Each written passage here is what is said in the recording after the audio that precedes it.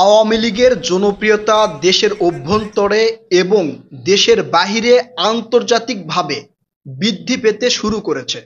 Doctor Mohammad ইউনূসের বন্ধুরাই এখন আওয়ামী লীগের পক্ষে দাঁড়ানো শুরু করেছে।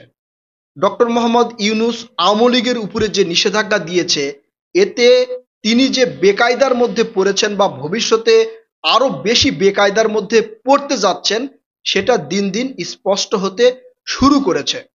সর্বশেষ যেই ঘটনাটা ঘটেছে, এইটা আওয়ামী লীগের জন্য এত বড় সুখবর হয়তো অতীতে কোনো সময় আসে নাই, ভবিষ্যতে আসবে কিনা সেটাও প্রশ্ন রাখে।